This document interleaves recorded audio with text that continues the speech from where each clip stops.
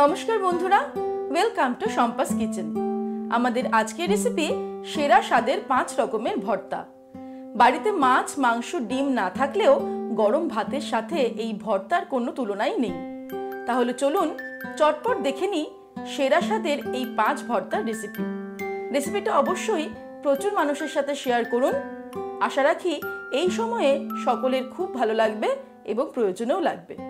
সবার প্রথমে একটা প্যান গরম করে তার মধ্যে আমি 2 টেবিলস্পুন সরষের তেল নিয়ে নিলাম।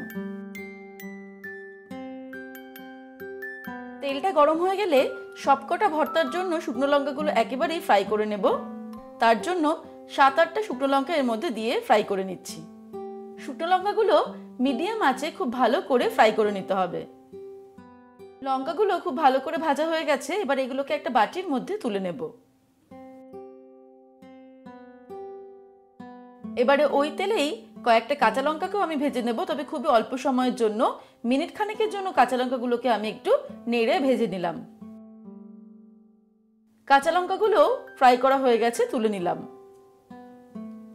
এবারে এর মধ্যে দিয়ে দিচ্ছি 3টে মাঝারি সাইজের পেঁয়াজ কুচিয়ে নিয়েছি, সেগুলোকে অল্প ফ্রাই করে তুলে নেব।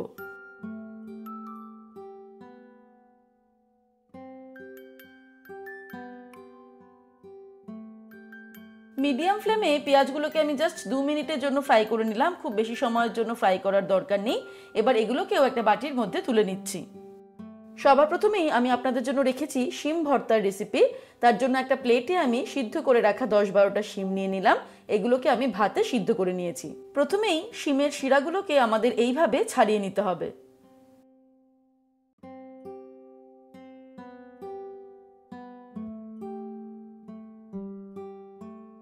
এবারে আমি স্বাদ অনুসারে অর্থাৎ 1/2 টিস্পুন নুন নিয়ে নিলাম, 2টো কাঁচা লঙ্কা নিয়ে নিলাম, কিছুটা পরিমাণ ভেজে রাখা পেঁয়াজ নিয়ে নিলাম।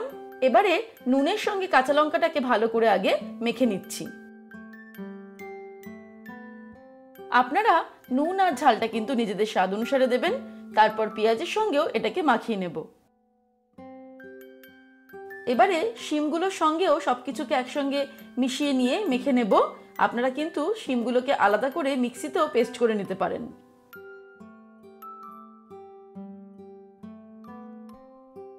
শিমটাকে মেখে নেওয়ার পর এবারে এর মধ্যে আমি দিয়ে দিচ্ছি 1 মুঠো ধনেপাতা কুচি আর 2 টিস্পুন সরষের তেল। তারপরে আরো ভালো করে এটাকে মিশিয়ে নিলাম। আমাদের শিমের ভর্তা কিন্তু একদম তৈরি। এবারে এটাকে আমরা গরম গরম ভাতের সঙ্গে সার্ভ করব। এবারে আমরা দেখে নেব কুমড়ো ভর্তার রেসিপি। তার জন্য একটা প্লেটে আমি নিয়ে নিচ্ছি ভেজে রাখা শুকনো লঙ্কা একটা, নিয়ে নেব কিছুটা পরিমাণ পেঁয়াজ ভাজা, স্বাদ অনুসারে নুন নিয়ে নেব। এবারে শুকনো লঙ্কা, নুন আর পেঁয়াজটাকে একবারে খুব ভালো করে মেখে নেব।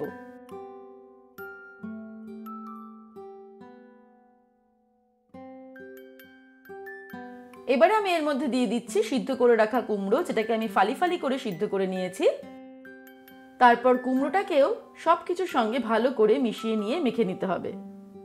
ভালো করে কুমড়োটা যখন মেশানো হয়ে যাবে তখন আমি এর মধ্যে দিয়ে দিচ্ছি 1 মুঠো ধনেপাতা কুচি আর 2 টিস্পুন কাঁচা সরষের তেল দিয়ে দিলাম। তারপর সবকিছুকে খুব ভালো করে মিশিয়ে নিলেই আমাদের কুমড়ো ভর্তা তৈরি হয়ে যাবে, যা গরম গরম ভাতের সঙ্গে খেতে দারুণ লাগে।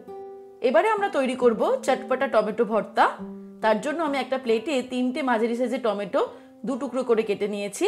এর মধ্যে দিয়ে দিচ্ছি 1/2 টিস্পুন পরিমাণে নুন আর সামান্য পরিমাণে হলুদ দিয়ে দিলাম। নুন আর হলুদটা ভালো করে টমেটোর গায়ে মাখিয়ে নিয়ে চলে যাব পরের স্টেপে। এবারে প্যানে 2 টেবিলস্পুন সরষের তেল গরম করে তার মধ্যে টমেটোগুলোকে ফ্রাই করে নেব।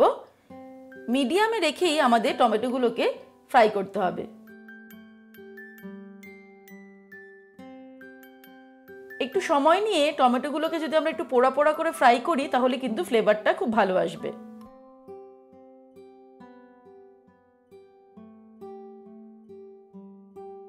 টমেটোগুলোকে উল্টে পাল্টে একটু পোড়া পোড়া করে ফ্রাই করে নিয়ে একটা প্লেটের মধ্যে তুলে নিলাম। তারপর এটাকে একটু ঠান্ডা হতে দিতে হবে।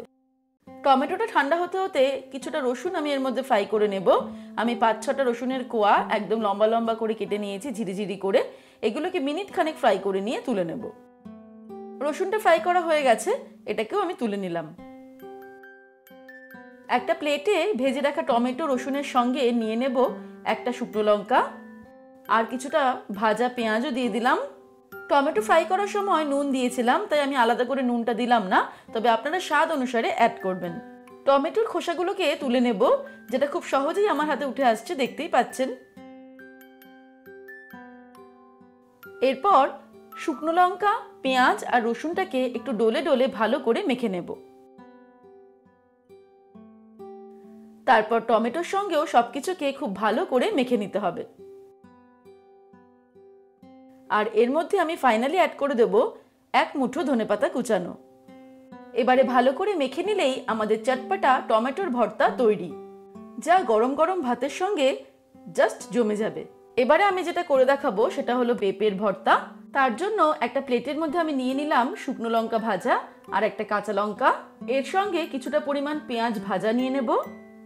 স্বাদ অনুসারে নুন দিয়ে দেবো, আপনারা ঝালটাও নিজেদের স্বাদ অনুসারে দেবেন। প্রথমে শুকনো লঙ্কার সঙ্গে নুনটাকে মিশিয়ে নিতে হবে।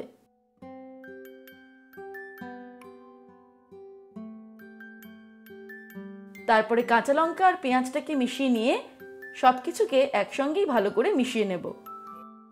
এবারে এর মধ্যে নিয়ে নেব সিদ্ধ করে রাখা কাঁচা পেঁপে। পেঁপেটাকে কিন্তু খুব ভালো করে সিদ্ধ করে নিতে হবে, যাতে খুব সহজেই মিশে যায়।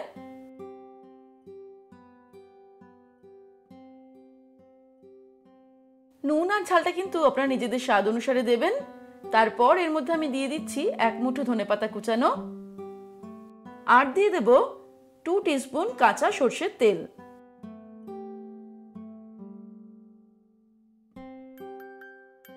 তারপরে সবকিছুকে খুব ভালো করে মেখে নিলেই আমাদের কাঁচা পেঁপের ভর্তা তৈরি হয়ে যাবে, যেটা গরম ভাতের সঙ্গে খেতে খুবই ভালো লাগবে।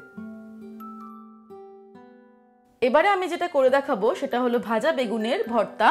তার জন্য আমি একটা প্লেটে কয়েক টুকরো বেগুন কেটে নিয়ে নিয়েছি। এর মধ্যে আমি দিয়ে দিচ্ছি সামান্য পরিমাণ হলুদ গুঁড়ো আর দিয়ে দেব 1/2 টিস্পুন পরিমাণে নুন। নুন আর হলুদটা বেগুনের গায়ে খুব ভালো করে মাখিয়ে নিচ্ছি। এরপর আমরা চলে যাব এর পরের স্টেপে। এবারে একটা প্যানে 3 টেবিল স্পুন সর্ষের তেল গরম করে তার মধ্যে আমি বেগুনগুলোকে প্রথমে ফ্রাই করে নিচ্ছি। বেগুনগুলো ফ্রাই করা হয়ে গেছে, এবার এগুলোকে একটা প্লেটের মধ্যে আমি তুলে নিলাম। এবারে একটা প্লেটে আমি ভেজে রাখা বেগুনের সঙ্গে নিয়ে নেব একটা শুকনো লঙ্কা ভাজা আর তার সঙ্গে কিছুটা পেঁয়াজ ভাজা। বেগুনের যে সাইডের অংশটা, খোসাটা, সেটাকে আপনারা চাইলে ফেলে দিতে পারেন, আমি যেমন ফেলে দিচ্ছি, আবার চাইলে রেখেও দিতে পারেন। খোসাটা ছাড়িয়ে নেওয়ার পর এবারে আমি প্রথমে শুকনো লঙ্কাটার সঙ্গে পেঁয়াজটাকে ভালো করে মাখিয়ে নেব।